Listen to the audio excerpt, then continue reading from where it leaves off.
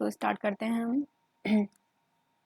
अपना जीएस का सेशन रहेगा ये हमारा आरपीएफ एसआई का 3 दिसंबर की फर्स्ट शिफ्ट रहेगी। ठीक है, तो क्वेश्चन नंबर फर्स्ट देखो, निम्नलिखित में से किसने 1873 में सत्यशोधक समाज की स्थापना की थी?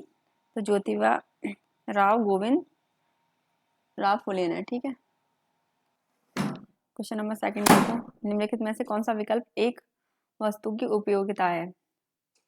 यह किसी वस्तु की आवश्यकता को संतुष्ट करने की क्षमता है। ठीक है, तो इसका ऑप्शन ये राइट हो जाएगा, यह किसी वस्तु की आवश्यकता को असंतुष्ट करने की क्षमता है।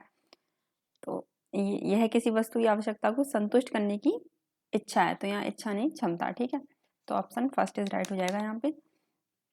भारतीय क्रिकेटर विराट कोहली ने नवंबर 2023 में किस देश के खिलाफ अपना 49वां शतक लगाकर सचिन तेंदुलकर के सबसे ज्यादा वनडे शतक के रिकॉर्ड की बराबरी की? तो दक्षिण अफ्रीका के खिलाफ। ठीक है, अभी जो T20 सीरीज हुई थी शायद उसमें।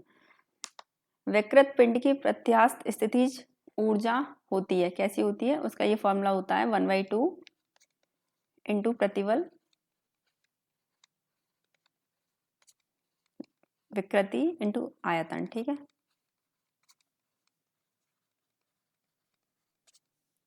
ये प्रत्यास्थ स्थितिज ऊर्जा का, ठीक है, या इलास्टिक पोटेंशियल एनर्जी का।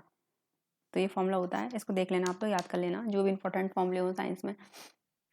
नेक्स्ट क्वेश्चन, एईजी क्रूसोवा द्वारा जिब्रेलिक अम्ल की खोज किस वर्ष की गई थी, जो बीज अंकुरण और कोशिका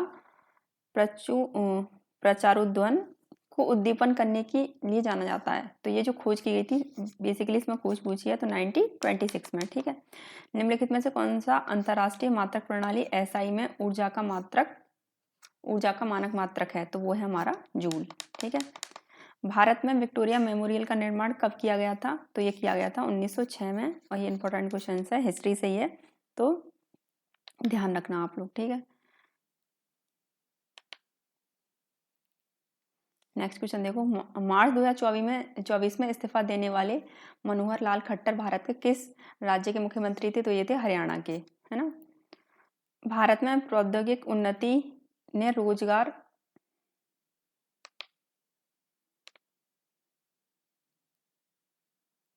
एक मिनट थोड़ा इसको जूम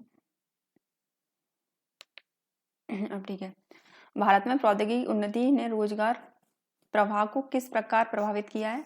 तो ये है ऑप्शन 3 इसका राइट आंसर। इसने विशेष रूप से आईटी और सेवा क्षेत्रों में नए रोजगार के अवसर उत्पन्न किए हैं, साथ ही पारंपरिक नौकरियों को भी प्रतिस्थापित किया है। ठीक है, तो ऑप्शन 3 इज राइट हो जाएगा। आगे, निम्नलिखित में से कौन सी नदी समुद्र में ना गिरकर खारी झील या रेत में गिरने के लिए जानी जाती है? तो ये है हमारी लूनी नदी, जो कि रेगिस्तान में बहती है। ठीक है, आगे, भारतीय वायुसेना और सेना ने संयुक्त रूप से निम्नलिखित में से किस थिएटर कमांड में वायु प्रवाह अभ्यास किया था? तो ये किया था पूर्वी थिएटर में। भारत के कर्नाटक संगीत के लिए निम्नलिखित में से कौन सा कथन सत्य है? तो पहला है, गीतम सबसे सरल प्रकार की रचना है। सेकंड है, ख्याल कर्नाटक शास्त्रीय संगीत का हिस्सा है। और थर्ड है कि पद तेलुगु और तमिल भाषाओं में विद्वानों की रचना है। तो यहाँ पे फर्स्ट और हमारा थर्ड इज राइट हो जाएगा, सेकंड है रॉन्ग। पद जो है वो तेलुगु और तमिल भाषाओं में विद्वानों की रचना है, इसको याद रखना। ठीक है, आगे चलते हैं। दिल्ली सल्तनत काल के दौरान राजधानी को लाहौर से दिल्ली कौन ले गया था? तो वो था इल्तुतमिश। लाहौर से इसने दिल्ली में ट्रांसफर की थी अपनी राजधानी। ठीक है, आगे, women freedom fighter of India पुस्तक किसने लिखी? तो ये लिखी है संजय यादव ने, और ये इंपॉर्टेंट बुक है, women freedom fighter of India. ठीक है, निम्नलिखित में से किस वर्ष प्रथम गोलमेज सम्मेलन आयोजित किया गया था? तो ये आयोजित किया गया था 1930 में, और दूसरा शायद 1931 में, है ना। निम्नलिखित में से कौन सा स्थल भली भांति ताम्र पाषाणीय स्थल के रूप में जाना जाता है? तो वो है कायथा। इस स्थल को किसके नाम से जाना जाता है? ताम्र पाषाणीय स्थल के नाम से। ठीक है, आगे, समानतावादी समाज के लिए राष्ट्र राज्य को निर्देश और मार्गदर्शन देते हैं तथा नीतियों के निर्माण और कानून बनाने में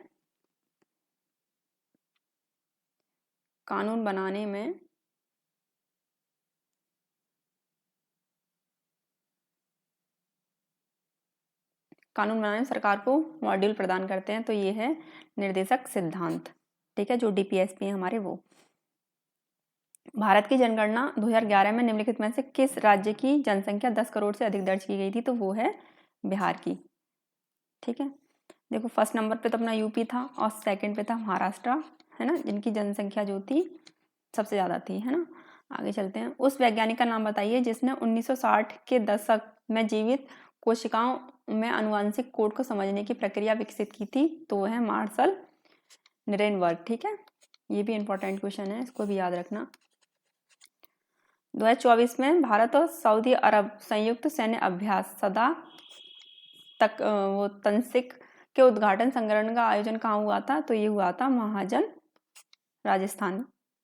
सड़क परिवहन और राजमार्ग मंत्रालय द्वारा उपलब्ध कराए गए आधारभूत सड़क आंकड़ों जो 17-18 के अनुसार भारत के किस राज्य की कुल सतही सड़क की लंबाई सबसे अधिक है? तो वो है महाराष्ट्र की। भारत में संघीय कार्यकारिणी का प्रमुख नेता कौन होता है? राष्ट्रपति। ठीक है, संघीय मतलब केंद्र का पूछा है।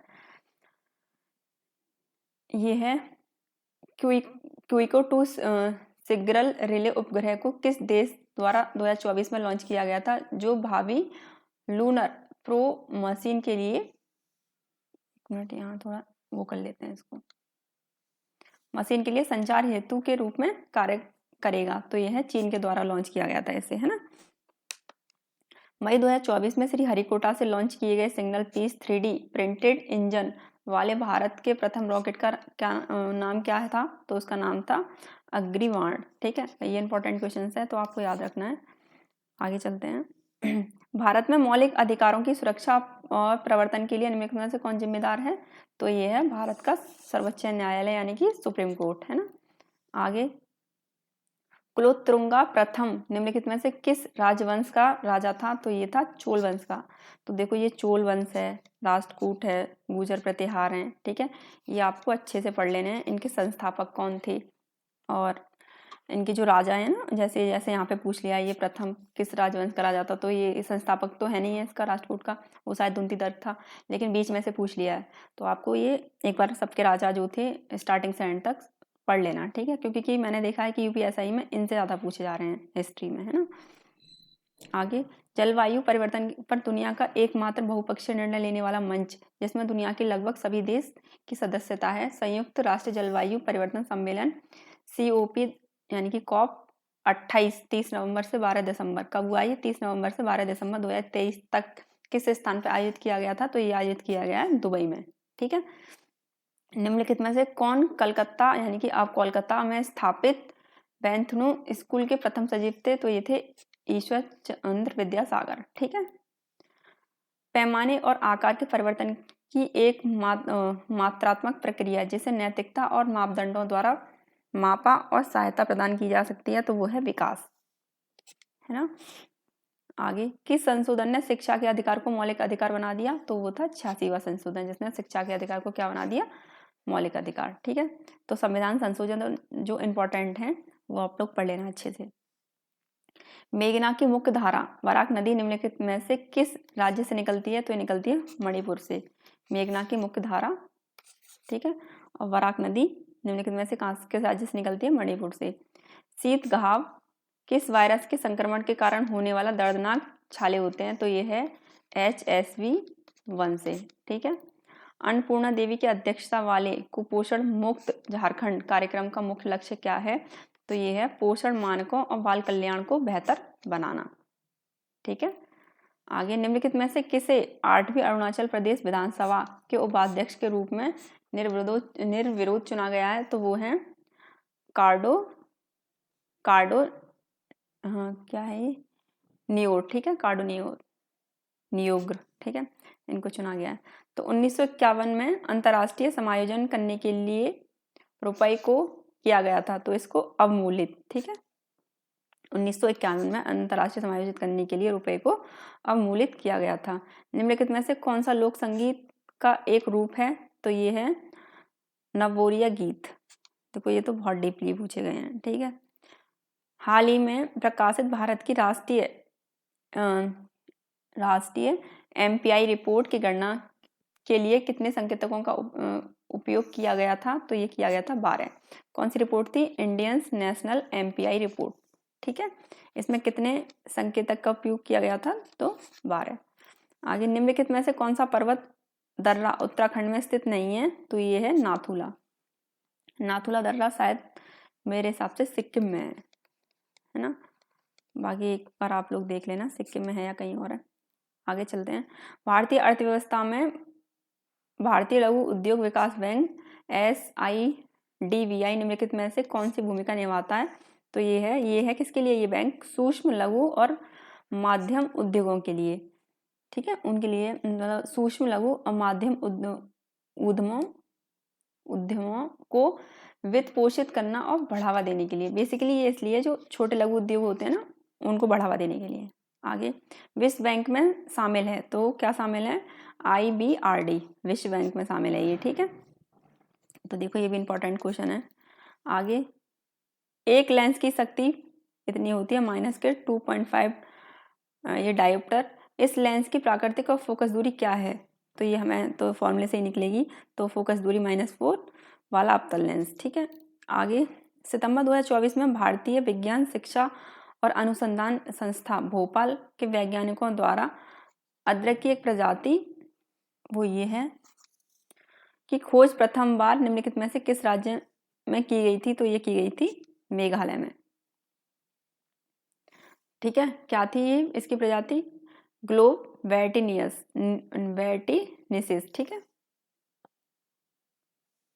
रोहित शर्मा पुरुष T20 विश्व कप 2024 टूर्नामेंट में सर्वाधिक रन बनाने वाले खिलाड़ियों की तालिका में किस स्थान पे थे?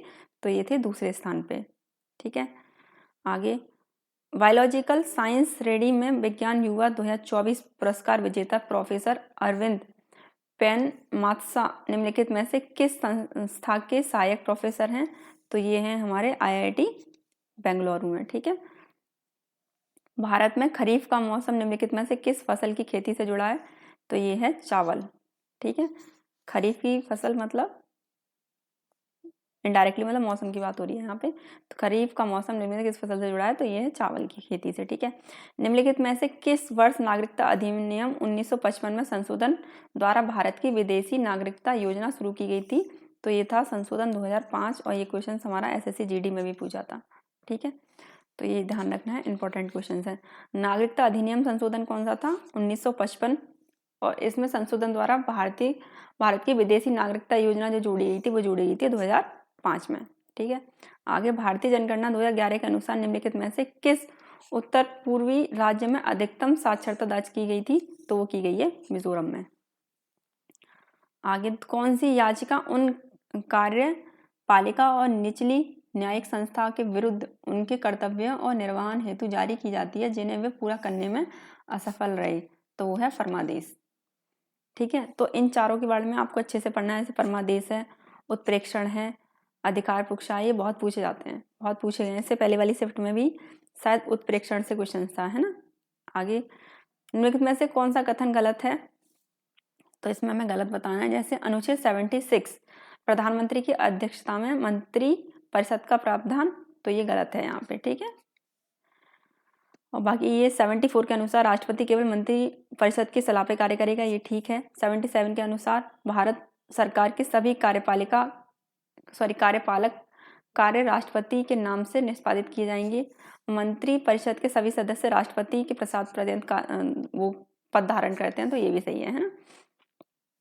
आगे तो यह है कथा सरित सागर में रचित कहानियों का संग्रह संस्कृत में है ये, ठीक है। तो ऑप्शन 20 राइट हो जाएगा यहाँ पे।